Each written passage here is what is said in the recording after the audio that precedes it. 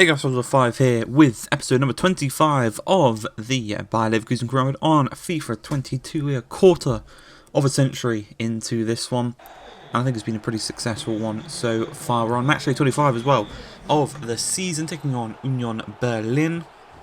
Should be a relatively easy victory for ourselves here today as we look to kind of push away from Bayern Munich. Obviously, we played them a couple of episodes ago. We drew against them. We also had a loss in that episode. So the gap right now between ourselves and Bayern Munich is 1 point.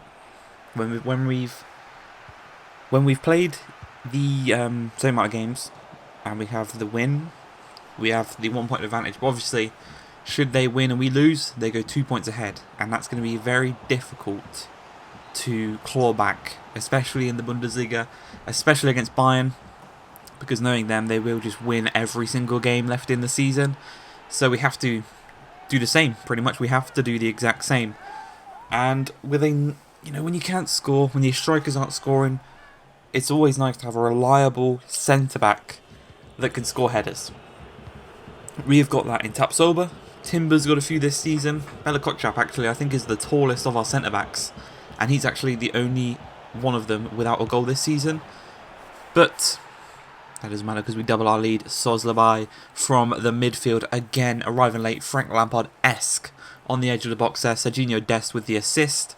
He's another player without a goal. So hopefully we can get like Kotchap and Dest and Guimaraes. If them three can get goals, I believe every single player in our starting 11 has scored a goal this season, which would be incredible. As the first goal went in, the floodgates opened. Noah Lang goes and makes it 3-0 in injury time of the first half.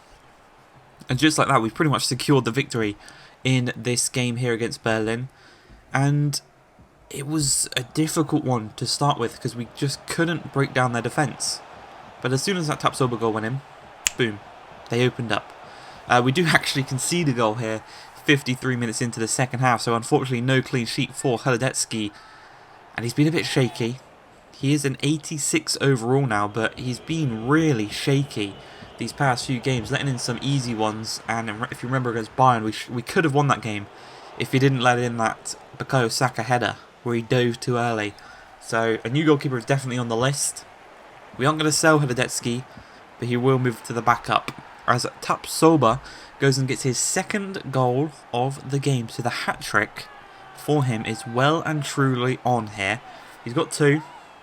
Now we just need that third one. It's 73 minutes in. Noah Lang on the ball, finds Sozlawai, going to go for another long-range effort. And he's going to win us a corner. And corners like penalties for us. A corner is like a penalty for us because we've got this big man in the middle to tuck it home. 3 headers from 3 corners, 3 goals. The match ball for Tap. So because he did score a hat-trick 75 minutes into this one, I think that's the first time I've ever scored a hat-trick with a defender just from headers from corners. I think that's the first time I've ever done that. Has that ever happened in real life? I'm not too sure, but Noah Lang adds a bit of spice, the boring headers. He adds a nice little goal to that one with a nice curled effort as he cuts inside onto his stronger foot. You can see there the glitched player, Seidel. He is a left wing back. He's got no number. He's got the skinny arms. And he also has 90 to 94 potential as a left back. So, bit annoying. Hopefully EA fix that, and hopefully they can fix the glitch as to where they fix players that have been affected by the glitch, not just fix it and leave the players that have been affected. That would be good, but knowing EA, they'll probably just fix it and leave the players that have been affected by it, which is annoying. But the Europa League is back into the first knockout round, and last season we had West Ham in the first knockout round. So we had a trip to London, and this time we've got a trip to London, taking on Chelsea. We finished top of our group, so they must have either finished second or been eliminated from the Champions League. I'm not too sure, but we need to get a goal here. If we get a goal here at the bridge, we'll be laughing back to Germany with that one. As you can see there, the wall just exploded. That was really weird, but a nice effort from Swansea, but it didn't quite work out. It was tackled by Kai Havertz, one of the former Leverkusen players. Maybe nice to bring him back. 1 season year. Oh, imagine we bring back Florian Wirtz and Kai Havertz. That would be really cool to do maybe one time during this season. But speaking of Kai Havertz, it was a lovely ball over the top to Romelu Lukaku. And when you let him through on goal, odds are he's going to finish.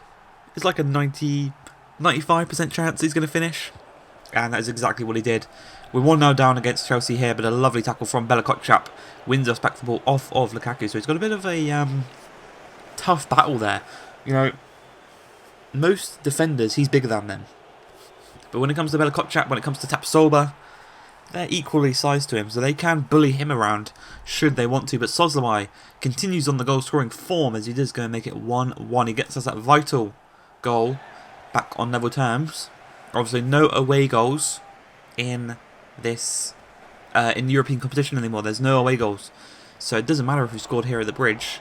I've just realised again. I forgot last season. I've forgotten this season. But yeah, no away goals. So we're taking a 1-1 draw back to Leverkusen. So we have to win at our home stadium. And given the fact that that was a pretty difficult game, there was a game of very few chances. It's 50-50 going into that game. We could get knocked out early doors in the Europa League again. We could knock them out and we could go on a nice little run. But I think they are probably one of the most difficult teams in the Europa League. Barcelona are also in there. So Chelsea and Barcelona are definitely the two best teams left in the Europa League. Along with ourselves, obviously. But yeah, we need to kind of... If we can get the goal, a 1-0, we'll sit on it, and hopefully we'll knock them out. But coming into this one against Wolfsburg, we'll go all the way to the 61st minute, and the first highlight of the game is a red card for Maksimovic. And from the resulting free kick, we are going to try and play it short to David. Didn't quite work out, but Basuma takes this one down, knocks it on tide to David, turns his man brilliantly, strikes it, but Castells is equal to the shot. But yeah, this is a very, very boring one. Obviously, teams now, they're sitting in 16th in the league. Our Wolfsburg, obviously they beat us to the signing of Donny van der Beek, which forced us to go for Szoboszlai, but I'm more than happy with that as Silas does tuck the ball into the back of the net. 20 minutes into the left in this one. We have the advantage with the men, and we just gone and scored our first goal. They were sitting back all game. It was a really difficult one to break down, and as you can see, the final few minutes are ticking down on the clock. We are just going to try and foul them, waste some time, and we do pick up all 3 points coming home with us. So our push for the Bundesliga title continues on as we are top of the league by 1 point ahead of Bayern Munich. And I said we need a new goalkeeper. We are going to go and get that new goalkeeper right here.